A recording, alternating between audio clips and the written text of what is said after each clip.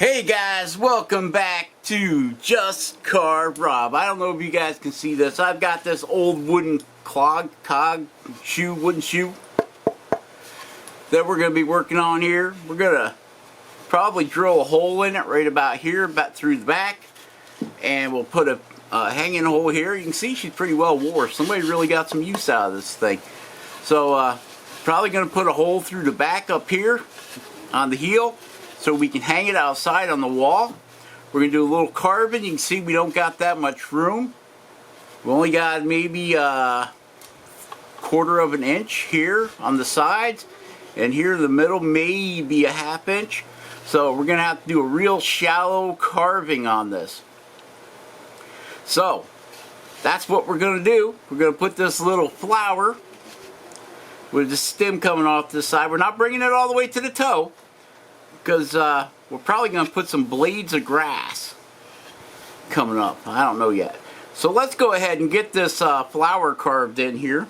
This is one of these Carbon Fusion cherry blossom dogwood flower things. We'll be using the Dremel 4000 with the flex shaft. And we need a pointy bit. So, and remember, we can't go deep. So we're going to have to carve it shallow. That's all I can do. And we're using the Sabertooth cone extended flame burr. So we're going to go shallow, and hopefully you know, we'll put a hole in it. We'll put some soil down in there. We'll plant I don't know, maybe one of those, what did Jordy call them, succulents, a succulent in there. Okay, so let's go ahead and get it carved. I'll fire up the noisy things, and then we'll do the dreaded voiceover. Alright? Alright. Alright, Spike? Alright. So here we go. Let's get the vacuum and the Dremel fired up and make some noise. Alright. Alright, here we go with the dreaded voiceover. Alright, alright, alright, alright, Spike. Alright, Claire, Anna, Chris, all you guys out there at Carbon Fusion World of Woodcarvers Original on Facebook, make sure you go over and check those guys out if you're interested in carving. There's a bunch of great carvers on there. They can help you out.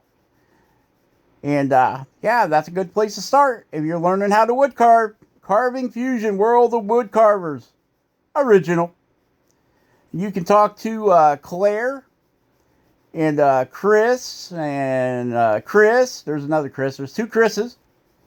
They're all part of the administration crew over there. Some great folks. And Cleve's Backyard Woodworking. Let's not forget about old Cleve. Yeah, Cleve's a heck of a guy. He's got a YouTube channel. It's called Cleve's Backyard Woodworking. Check out Cleve. And Christopher Lamontague. Now that guy is talent. He carves like, his carvings could be museum pieces. He just put out a new video. So head over to his YouTube channel and check out Christopher. I hope I'm not butchering your name, Chris. Lamontague. I believe he's based out of Maine. Up there in the land of lobsters. My favorite place to be. Love lobster. So, anywho, Rock of Ages USA. Give him a shout out. And, of course, let's not forget our old buddy Jordy Johnson at Carbon Fusion. And Ben, Studio on the Lake. He's got a YouTube channel. Check him out, guys. Ben over at Studio on the Lake. So we have got our Dremel 4000 going here with the elongated flame burr from Sabertooth. And, yep, Sabertooths are great for removing wood. Kutzall, one of my favorite burrs.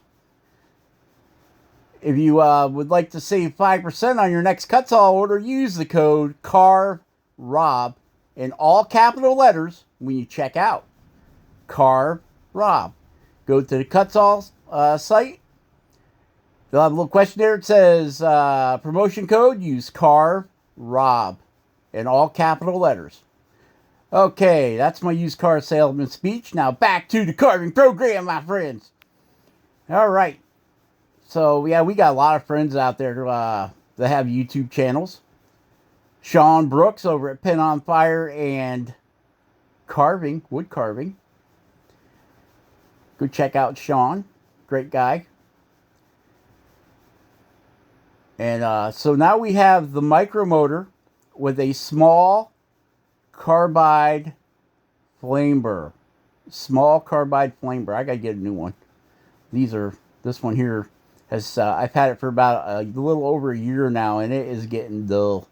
It's not smoking yet. You know, we don't replace them until they start wood burning. Yeah. And so we're just going to do this and do that and do some carving. I think I'm going to give you clog shoe flowers in 3 different flavors. On this one, we're using the micromotor and the Dremel. Okay? I think we're going to put another flower on this where we're going to use the wood burner and to do stop lines like Ben over at Studio on the Lake does. Okay, so now we're changing burrs. We have got the Kutzall Fine. This is the gold burr. Kutzall Fine flame burr. And this does real good for removing wood, especially if you're not going deep. I don't know what this black stuff is on this shoe. I don't know if it's some kind of a water sealer or whatever, but man, until you get through that, it's like carving steel.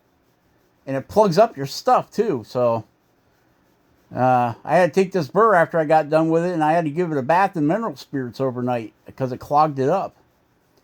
And and I used a little wire brush the next day, and it cleaned it all up, and it's back in service, doing as good as it ever did. So if your birds if you're cutting wet wood or whatever, or something that they sealed with, whatever they used in Holland to seal their shoes and it turned black, yeah, just throw them in some mineral spirits or a good solvent overnight. Take a brass brush to it, and most of that stuff will pop right out. Some guys use a torch. You know, they heat it up, they burn it out a little bit. I don't like doing that because I think it might take some of the temper out of it. I don't know for sure. I see a lot of guys do that, but you know, I've got a couple of these, so if one gets plugged up, I can just throw it in the tub of solution. I imagine even like water with soap, like Dawn's dish soap, because just anything that will penetrate that wood that's plugged up your cutter, and then you take the brass brush to it and clean it up, and she'd be as good as new. Okay, so now I don't know what burr I got in there. I think it's a diamond. Nope, that's a 3/32. That is the carbide flame burr. This happens to be a metalworking burr. I really want to find a small burr like this, but for aluminum, where it's got the flutes. I might end up buying like a 3/32 carbide end mill. That's, if I can find one with a taper. Okay, we just dusted off there a little bit. And we're back at it. That's the other thing you can tell with whatever sealer they have on this, is that it's really, if this is birch, they said that's what they used to make these shoes out of back in Holland, in the good old days in Holland. If that's true, this is some really, I think it's got something to do with the sealer. It really doesn't clear itself, you know what I mean? When you cut, the dust stays in the crack. And you know how it is. I hate when I get dust in my crack. Nah. Oh, nice guy, eh? Okay, so now we're doing a little undercutting there. We're running at 2 times the speed here. do a little shaping, undercutting our leaves so one sits on top of the other. You don't have to do that. You can just leave them flat if you want to. But I don't know. I'm just giving it a little movement to make it interesting, let's say, shall we? Okay, so Glenn McKelvey, my buddy another buddy of mine up in Canada. It seems like all my friends are in Canada. So, yeah, Glenn's a heck of a wood carver, but I haven't seen much of his work lately. But Glenn was getting over a really bad case of COVID. I mean, that poor guy, he couldn't even go fishing. Now, when you're too sick to fish, you are sick. I mean, that's like saying you're too drunk to fish. No. Anyway, so, yeah, I don't think anybody's going to be wearing these shoes anytime sooner. Well, I live in Michigan, and I don't live that far from Holland, Michigan, okay? And down there, they've got a place, or at least they used to, where they made these. You go in, it's kind of like a tourist thing.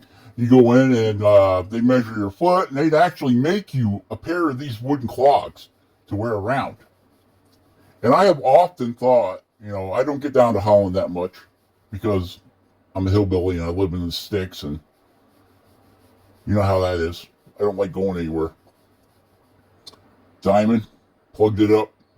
There it is. You can see we got it all cut in. So let's go ahead and take out the wood burner and wood burn it. There it is. Razor tip wood burner. Okay. What do you think about the razor tip wood burner, Rob, after you've had it for going on a year and a half, 2 years? Well, I can tell you guys this much. I don't like it. Okay? I never have since the day I got it.